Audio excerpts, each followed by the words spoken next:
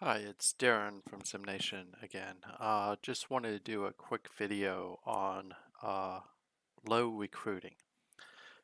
So when you play these different games, and in this case it's Draft Day Sports College Football 2023 from Wolverine Studios, if you're not a high prestige team, you're not going to really get the greatest players. So your ability to be successful, just like in real life, is going to be your ability to assess talent and find really good players that are in the lower 3-star, 2-star, 1-star, not rated. So in real life, I'm not sure that there are many 1-stars. I think it's traditionally not rated.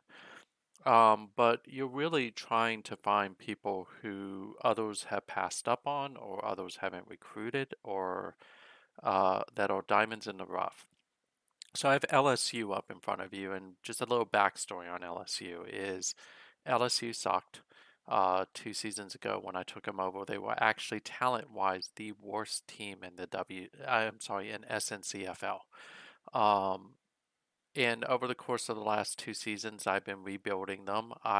Because they're a sub 60 prestige team, I can't really go after 4 stars with them.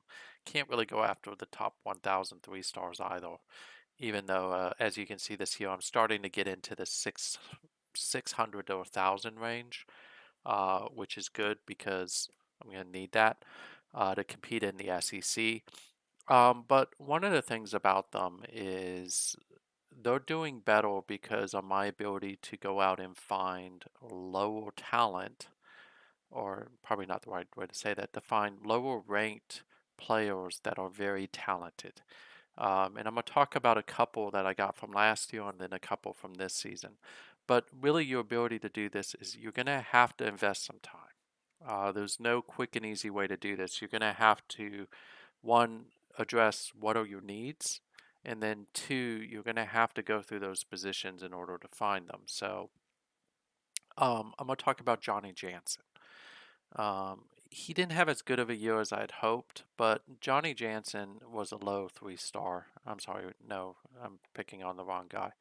Um, where is he? There is a guy on my team. It's not Johnny Jansen. I apologize. It's Rashawn Boyd. Um, Rashawn Boyd is a 1-star. He's arguably one of the worst players ranked out there, but his stats are phenomenal. Now, in his case, I now understand why he was passed up on a lot of people. He's going to be a really good player for me, but his QB playing skill is not that high. He's not a great leader, and his personality just sucks. Um, so in like in real life, you see that a lot, right? Where some people are like, how could this guy not be like a 4-star? And I'll use a personal story. A while back, the University of Maryland had this guy named Will Likely, who was out of Florida and 5-star talent.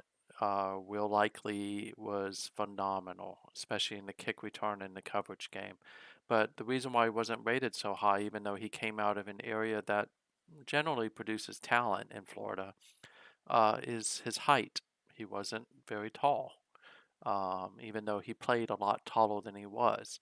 But as a result, he dropped, and of course, Maryland got him, which was a great thing because he's one of my favorite Maryland players of all time. But he definitely moved up the boards. There was another player, and I can't remember his name off the top of my head right now, but he was out of the Tidewater area where Maryland was high on him. He was rated very highly, and then he started to tumble down. Ultimately, didn't go to Maryland, but everyone expected him to grow into his frame, and he had a good frame, but he was short, and he just never grew. And as a result, he ended up going to play for like James Madison or something like that. So back to Rashawn Boyd. So last season I was looking at him and I'm like, okay, this guy looks good. I'm gonna take a gamble. He's a 1-star. I can put a scholarship out there and nobody's gonna go after him because he's a 1-star. And very few people recruit the way I do. So I suspected that he had a great arm and he was accurate. I didn't expect him to be intelligent, but I could live with that, especially since I just wanted someone who had a cannon arm. So I recruited him and I managed to get him. And some of the things that I'm about to show you were the reasons why I recruited him. And I'll talk about some people I picked this year. So when you go to recruiting, one of the biggest things you need to do is one, again, understand your prestige, what that allows you to get at, understand what you have available, and that will allow you to kind of go after people, right? Um, but some of the things that you want to look for, and I'm going to pick on quarterback for right now, and I'm going to use people that I've already grabbed. I'm not going to talk about people that I'm looking at because I did that one video and then suddenly I found there was competition on a guy that in no way, shape, or form there should have been competition. But let's talk about Douglas Washington. So when I looked at him originally, I looked at him and I went, okay, he's got a C physique, he's got C plus athleticism, his technique is really good, he's got IQ, he's got intangibles. I want a smart quarterback. So I'm going to go out on a whim. And then when I started to read the commentary around him, which I could see, it wasn't as detailed as this maybe, but it got stronger. Is I saw things like deep out, no problem, back shoulder fade, no problem. There's not a throw in the book that kid can't master. He has good arm strength. Right then and there, you should invest in that player, especially if you're looking for someone who has an arm. The reason for that is all those are things that indicate that he has a strong arm. Now, nothing here is going to tell you that, right? Because C plus means in theory his arm could probably be somewhere around maybe 60 or 70. Uh, but it also tells you he has great technique, which means his technique, if the average of the league for player skill and technique is, let's just say, 70, A means he's in the 80 to 90 range. B, IQ means the same thing, intangibles B plus. But then I started to look and I was like, okay, he's fairly strong. Don't care about that in a quarterback, but his arm strength is a B plus. That means he at least has an 80 arm in the book. I think the league average is something like 70, I think, which means that he's on the upper end of 80 likely. Intelligence, again, for a quarterback, I think the league average is somewhere around 70 as well. Again, it means he's going to be in the 80s, which is fairly intelligent. Accuracy, I think, is like high 60s, low 70s, which means, again, he's going to be on the upper end of 80 more than likely. He's not fast. In fact, he's slow. And he's got horrible hands, which is one of the reasons why he's probably a 1 star. His intangibles, again, the B plus kind of told me that he was going to be a good kid. Now, I went through and I recruited this kid exhaustively. I did not go to his high school games. I didn't do a home visit, but I did scout him pretty heavily. And he's average, but if he comes in and he is like Rashawn, he's going to be a really good player without all the baggage of Rashawn's intangibles. So that's one thing that helped me guide to say, I'm going to go after him. But look at Ben Tejada. He's a 2 star. Again, what I'm looking here at is his physique, his athleticism. So I prize athleticism pretty high with linemen as well as football IQ. Technique's important, but I can get around it. He sucks with the intangibles, and you see that right here, right? This I may have problems with him as a person. I'm just going to say that.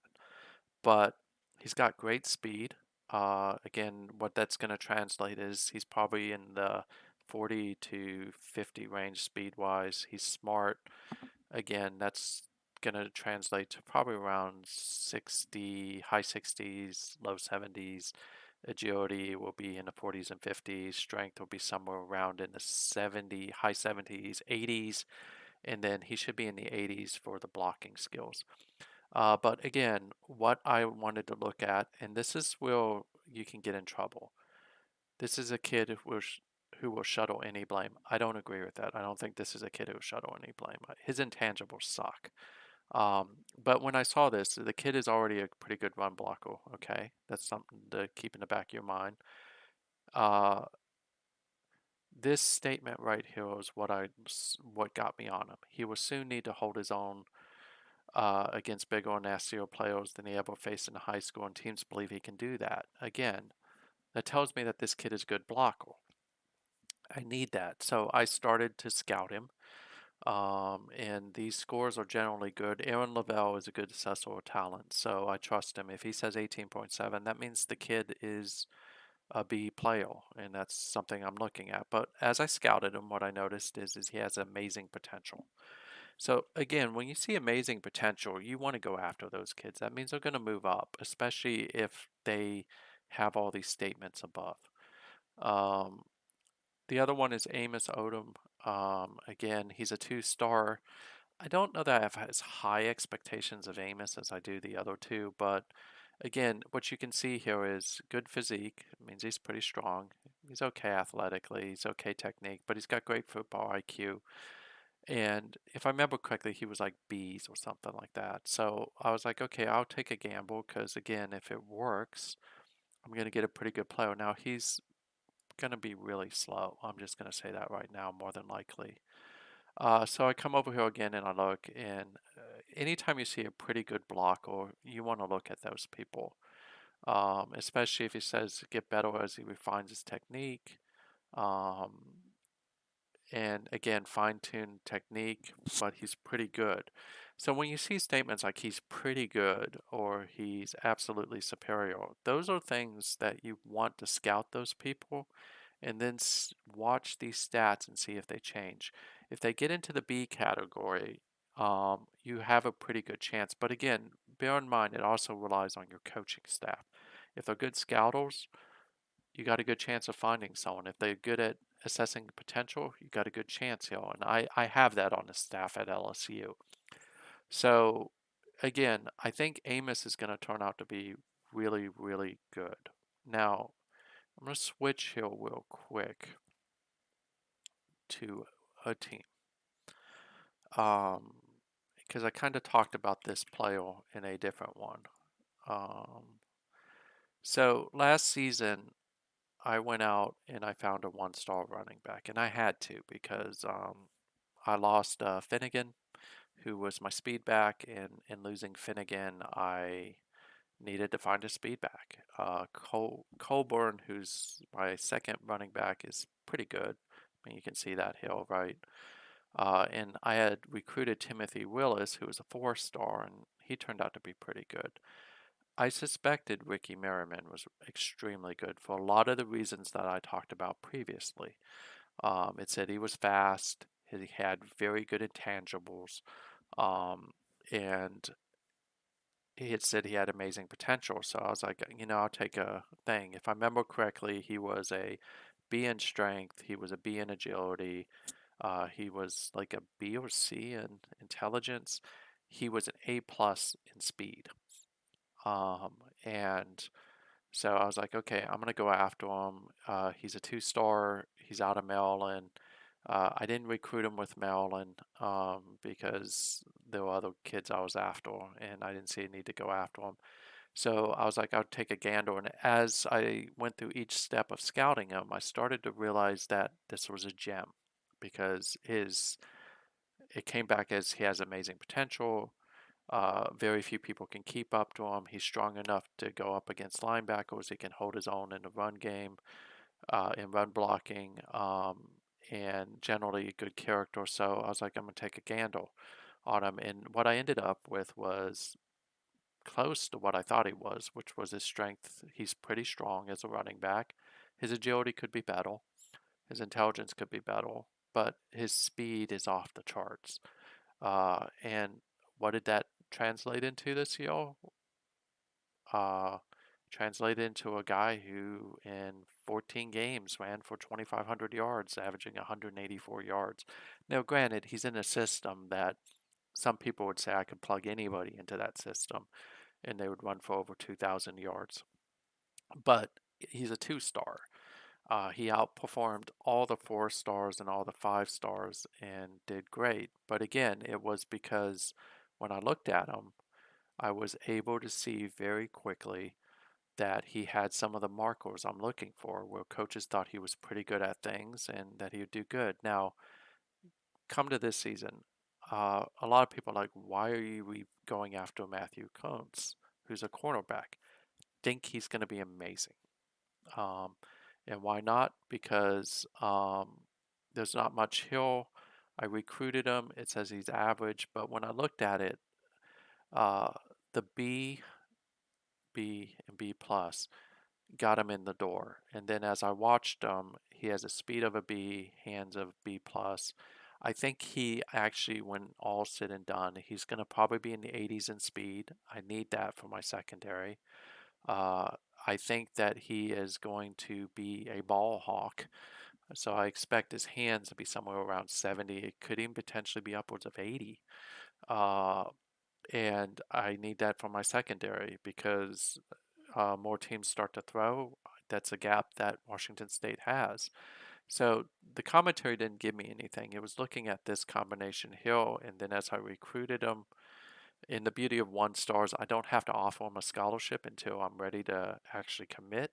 So I can scout him for a few weeks and then watch the scores and see if they change. And over time, what I began to see is, look, speed's good, hands good, agility good. Let's go after him.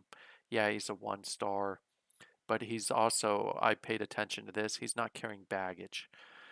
So this is one of those guys who, if he turns out to be a dud, I'll eat my crow and say I missed.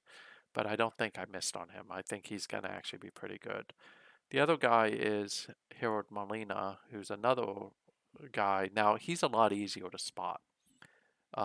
If you cycle through all the different people, you'd see him and be like B plus, B plus, B, A, C. That means you should immediately get on this guy. And then watch his stats. Again, he's got B's across the board. That's a good thing. He's got some character issues, but then when I was looking at him, um, this is strength. So I suspect his strength is going to be higher than a B at when all is said and done. He's a great run blocker. Washington State runs the ball. I need that. And then, of course, whenever you see this statement, good pass blockers are hard to find right out of the high school, and this guy is pretty good. Again, when you see pretty good, you can largely take a bet that that person's going to be. Now, don't lock in until you do your scouting over a few weeks and see. And then here, of course, you see he's above average. Um, so some of you are probably like, well, that doesn't really tell me anything, Darren. And let me show you this. And I'm trying to be careful because I'm trying not to give away some of the guys I'm going to try to stealth go after. But let's just go ahead and say 1 star. And let's just say we're going to look at wide receiver. And we'll just look at a few of these. I'm not going to go through them all. But the way I generally do this,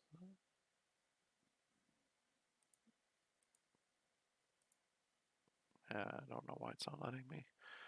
Am I logged in? I thought I was logged in. I am logged in, so why? Let's try this again.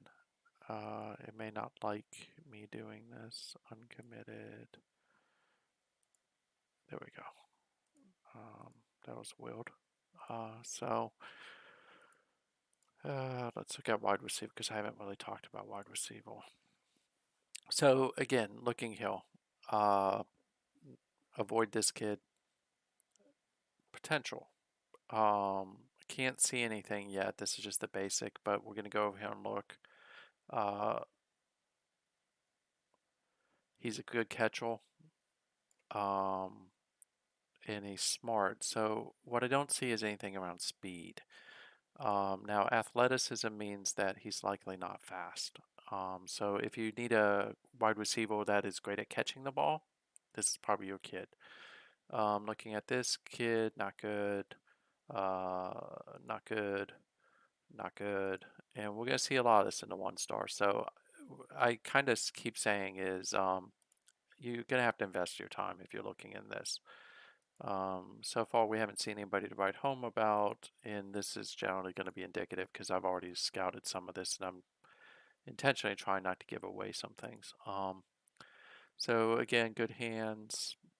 You're not really seeing anything here, right?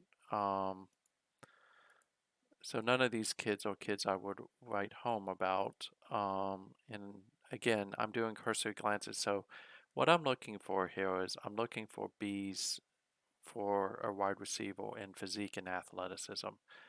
Technique is good. and all the other stuff is good. Um, but I'm not looking for things. And then over here, I'm looking to see what they say. Is there anything about speed? Is there anything about him having really good hands? This kid has potential. I might look at him because of that.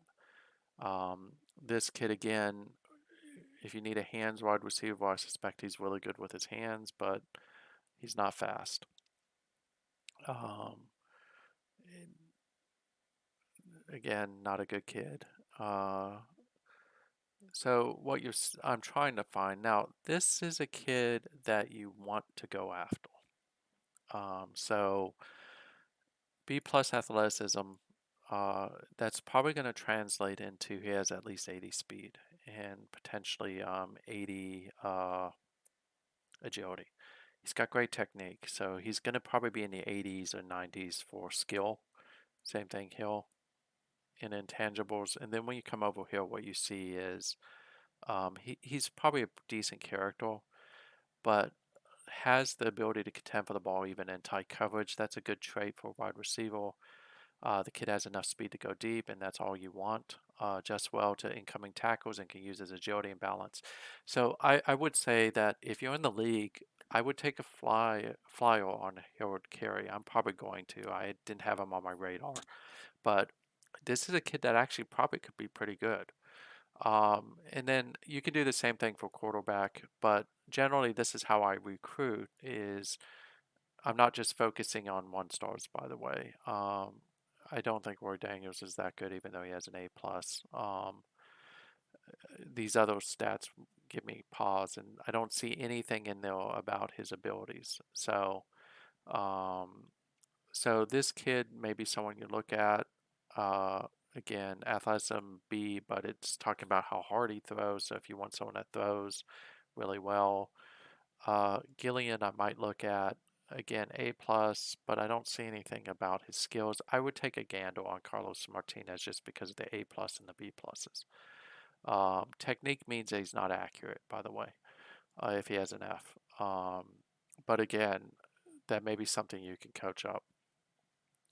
So, again, what you're seeing in the one-star population is a lot of kids who don't have accuracy but may have good arms. So that's traditionally what I look for. And just to kind of give you a frame of reference, and I think I can do this because I'm not recruiting anymore with Maryland. So Maryland, of course, is like the top dog in recruiting along with FSU and a couple of the other teams like Louisiana Monroe. Um, and I probably could be higher, but I'm not focusing. I go after the people I want. I don't really go after the rating. So as you can see, I've already went after a defensive tackle. I think he's going to be actually really good. And you can kind of see some of that hill. And again, like I've talked about, this guy sticks, who kills. He can deliver pressure up the middle. He's a nose tackle, but will struggle to chase down faster quarterbacks. I don't want someone. I want someone who's a nose tackle, and he looks like he's a good one. He's about average, but what I want to look at is was that wide receiver that I was high on? I think it's Scott. So I stayed on Scott Mason. I don't think I'm going to regret it, but if you notice, has the elusiveness, ability to change direction, and punish any laps. So I don't think he's fast, even though it's B plus. And fast to me is 90s. He's in the 80s. I'm pretty sure of that. But I think his agility is higher than a B. So I went after him for that reason. And this is just like a frame of reference against what you saw earlier. Is Fitch is someone who I like a lot. He was easy to pick out because will occasionally press you coming down with throws others would not catch. It means he has good hands. Add more speed to the field. They just flat out just told me he's probably a 90. Um, and he's someone that I'm high on. Now, character wise, he's going to be a problem. And we'll see how that works out. But I have some potentially big gaping holes in there. And then DeLeon is someone I was really high on. I know Shark hates me for stealing him out of Georgia, but again, when you look at it, is he was easy to go after. Physique and athleticism are the two things I kill most about in a running back, along with that. As I scouted him, because remember, I can't see this until I scout. Once I scouted him, I saw he had an A. That's likely a 90. Speed likely a 90 because of where the average is for running backs. He's not going to be the smartest, but then I read can change direction fluidly. That's great. Turn the corner on you in a flash if you lose contain. And he can also go straight up the middle. And then, of course, as I scouted him, I started to realize how good of a running back he is. He's likely a Batiste. Batiste does leave, but he's likely the running back I needed because I'll lose Batiste this year, and I think I'd lose another one. But Leo Vang was someone I went on to late. And again, athleticism, that's a start for me, is if I see A there. Physique, he's not strong, but he's a scat back, I think. And scat back is like a third down back for those of you who don't know what that is. But I'm bringing him in for speed. He's agile, he's dumb, but he's fast and he's got good hands. And then when we go over hill, you see the agility again, right?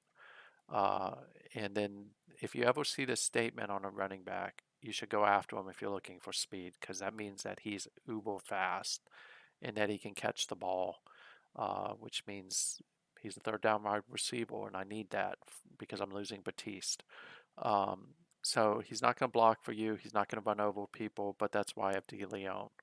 So hopefully this helps a little bit. But as you go through it, my best advice for you as you're recruiting, especially when you start the season, is find the position of need that you have. Just flat out go hill, and then generally you'll choose recommended players or something like that. But you'll just go through these and boom, right off the bat, it's worth a flyer. Elite speed is something important. He's got a C plus. Once you scout him, that likely isn't change. Now I'm gonna tell you, I scouted Macias on a different team. Macias is probably going to be really good from a speed perspective. I don't think, if I remember correctly, his agility was great. But if you want speed, I think he's up there. And of course, he's a 3-star, so you're not taking too far of a gamble on him. Again, this kid's agile. He's not fast. And then you can just keep seeing this. You just keep reading that, and you'll get an idea over time of who is really someone that you want to go after. Um, and what we're seeing so far is some of these kids are not people I would go after. Um, this is a kid that I would look at as Alton James if you need speed. He's probably not going to be very strong, but he's going to be fast. Probably 80s fast, maybe high 70s. So if you're looking for that type of player, it definitely would help. So hopefully this video helps. I promised this a while back, but like I said before, is when I start the season, I just cycle through the positions of need, and then I'm looking at this over here, and I'm reading this. So when something catches my eye over here, I immediately go over there. As the weeks progress, I may do it again, and that's where I'll start over here, and then I'll go over here. And then, of course, as I scout them, I'll start to see this, and this will start to help guide me as to who I want to go after. And I've talked about recruiting it before is um, there are two different ways to recruit. If you're a high prestige, uh, I don't think I can show that anymore. Just see here. Yeah, it won't show. But if you always want to put at least 5 into people you're recruiting. If you really want them, you put 10. Scouting spend in the first week or two, just do ones to get an idea of what they are and then start to build off of that. And just bear in mind to remember what your coaching staff is good at. If they're good scouters, you don't need to go past 10. You're probably going to get a good idea. Interview them as fast as possible because interviewing allows you to find out what they like and what they don't. And then if I'm a high prestige team, I normally start with inviting to games or facility tours, and then go to home visits and attend high school game, and then I close it out with a phone call. If I'm lower prestige, I'm gonna go the opposite way. I'm gonna start with a phone call, maybe do a home visit on my number one recruit, and then start with facility tours and then go into buy games. Now, I'm going to tell you something about this season for me. This has been an anomaly for me for recruiting. I really did not miss out on anybody that I really wanted. Well, let me rephrase. At Maryland, I did. I missed out on Asa. I missed out on the free safety that Bama got. Um, but at LSU and Washington State, I think at Washington State, I didn't miss on a single player. Part of it was because I got in early on players. I realized who I was going to be able to get and who I wasn't. I backed off people like Hutchinson, who Washington got. I probably could have got him, but I wasn't going to risk it. And I liked another defensive tackle more. I didn't think I had a chance with Straub because he was a 5-star, and I've yet to recruit one of those at Washington State. But so I was able to largely pick up everybody I wanted. I did go after some people and I missed on them. Lost targets, I don't think it'll show me. Well, I didn't go out. I think I got all my running backs. Like I said, I missed on Asa, I missed on Arendelle, I missed on Straw, but I also backed off them on the first week. I am pretty sad I missed on Major. Shark got me though, even though I'm happier with De Leon. And then some of the other players I just never prioritized and went after. Manzo, of course, went to LSU as one of my teams. But largely the people I wanted, I got. The two big misses were these two guys right here. Asa's going to haunt me because I think he's a generational player. So great job, Sample. Um, you definitely got a great quarterback, though. So that's it for now. If you like this, go ahead and hit like. And of course, if you're interested in joining our community, I'll put the link and stuff in the comments and hope this helps you. My next video will likely be WWPF recap. And then after that, I will likely do one that will be more about offensive planning and defensive planning, just lessons learned. I'm not going to really do a strong video on RPO. I know Shark's about to do one, and I try not to copy what Shark is doing because he's a great content creator, and I like avoiding what he's working on. But definitely, if you like it, check us out at SNCFL and SimNation, and we'll go from there. So thank you, and enjoy the video.